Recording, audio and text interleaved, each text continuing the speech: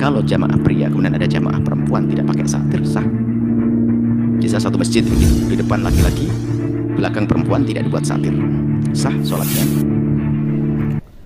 Assalamualaikum warahmatullahi wabarakatuh. Bismillahirrahmanirrahim. Asyhadu an la ilaha illallah wa asyhadu anna Muhammadar Rasulullah. Allahumma shalli ala sayyidina Muhammad wa ala ali sayyidina Muhammad. Rabbi syrah li sadri wa yassir li amri wahlul 'uqdatam min lisani yafqahu qawli. Sahabat nahkoda dimanapun kalian berada, semoga kita semua selalu dalam lindungan Allah Subhanahu wa ta'ala. Salam persaudaraan dari Aceh untuk teman-teman yang ada di seluruh Nusantara, dari Sabang sampai Merauke, dari Miangas hingga Pulau Rote. Oke teman-teman, untuk menonton video ini jangan di skip biar tidak gagal paham. Di kesempatan kali ini saya akan ngebahas sebuah video yang sempat viral ya, beberapa waktu yang lalu, terkait Ponpes Al Zaitun. Jadi Ponpes Al Zaitun itu adalah sebuah pondok pesantren yang termegah dan terbesar se-Asia Tenggara, terletak di Indramayu, Jawa Barat.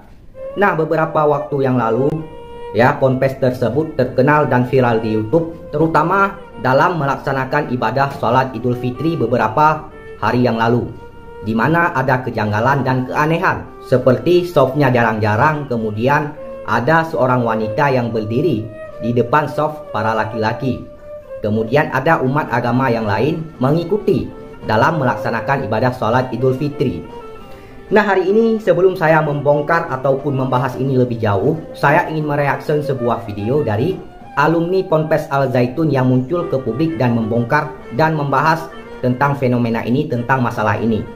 Oke, kita tonton dulu videonya bagaimana pernyataan alumni Ponpes Al Zaitun. Mari kita bongkar, mari kita bedah ini videonya.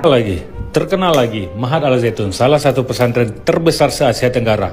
Terkenal karena berita bagus? No, tapi karena berita miring, selalu.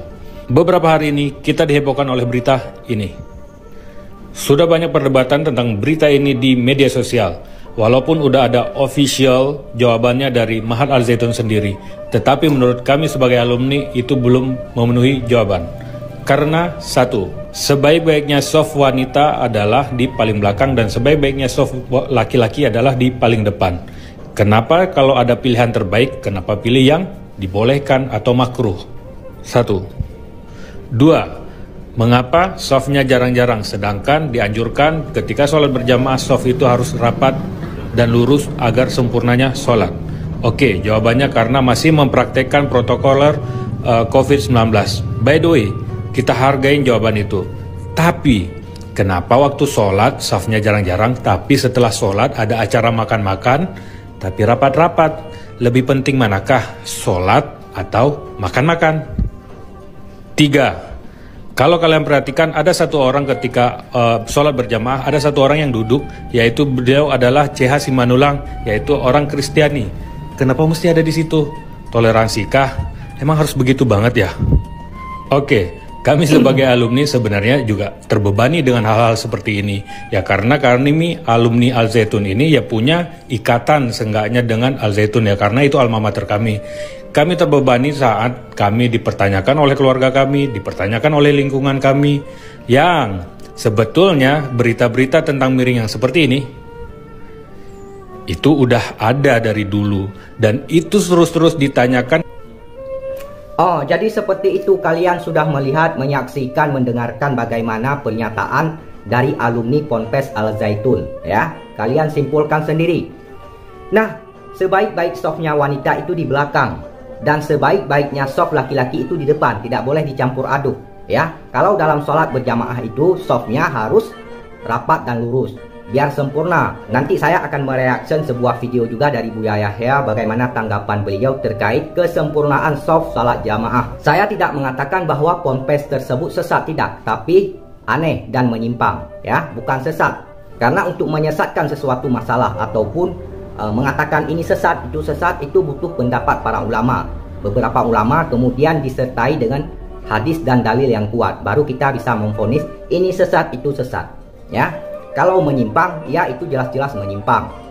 Di salah satu video juga saya melihat bahwasanya Pak Panji ini ya yang mendirikan pondok pesantren Al Zaitun ini bernama Pak Panji Gumilang. Beliau mengatakan bahwasanya di salah satu video bahwa beliau mengikuti mazhab Bung Karno. Saya ingat karena ditanya orang, ini mazhab apa katanya, yang begini-begini nih. Saya karena mengagumi orang yang pandangannya luar biasa dalam bidang-bidang ini, saya bilang, mazhabku adalah Bung Karno, Ahmad Soekarno. Karena dalam tulisannya itu nggak pakai Bung, Ahmad Soekarno. Sedangkan di dalam Islam tidak ada mazhab Bung Karno. Di dalam Islam itu ada 4 mazhab, ya, Imam Syafi'i, Maliki, Hambali, dan Hanafi. Tidak ada mazhab Bung Karno. Itu jelas-jelas menyimpang, seperti apa yang dikatakan oleh Pak Panji Gumilang. Kemudian saya juga melihat video-video menyimpang ataupun aneh, ya.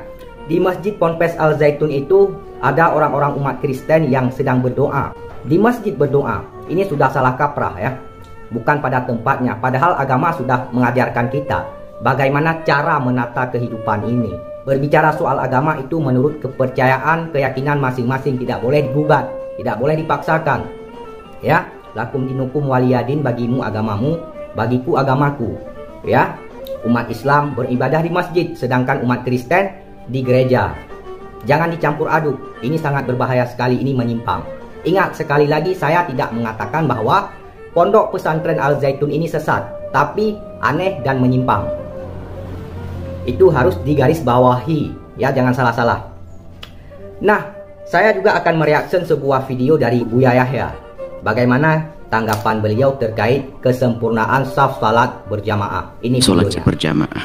Kalau bicara tentang kesempurnaan, ia sebaiknya dibuat satir agar wanita tidak melihat pria. Seperti itu hendaknya.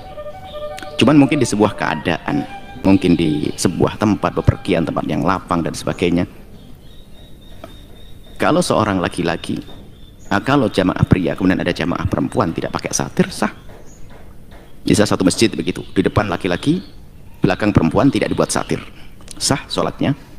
Dan inilah yang disebutkan dalam hadis, paling jeleknya sopnya perempuan adalah sop yang paling depan, paling jeleknya sopnya laki-laki adalah yang paling belakang. Ya, sop paling jelek untuk perempuan yang paling depan, karena paling dekat dengan laki-laki. Di saat tidak ada satir, kata Imam Nawawi rahimahullah taala, kalau sudah ada satirnya, kalau ada satirnya, maka sama, sop yang paling bagus bagi perempuan yang paling depan. Himbauan ini berarti himbauan, sebisa mungkin buatlah satir. Karena kalau tidak ada satir, paling tidak ini bisa mengganggu kekhusyuan.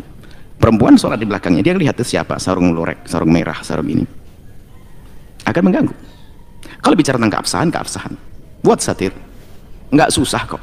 Nah, termasuk ini peringatan. Ada sebagian masjid itu karena tidak dipikirkan maka tidak terwujud. Seharusnya masjid itu dipikirkan tentang satir untuk perempuan. Oh, jadi seperti itu. Kalian sudah melihat, menyaksikan, mendengarkan bagaimana penjelasan dari Buya Yahya, ya, terkait shaf salat berjamaah, ya, kesempurnaannya. Kalian simpulkan sendiri. Jadi itu saja yang ingin saya sampaikan. Bila ada kata-kata saya yang salah, mohon diralat, mohon dimaafkan, mohon dimaklumi. Saya juga manusia, tidak luput dari kehilafan, kesalahan dan dosa. Terima kasih. Wassalamualaikum warahmatullahi wabarakatuh.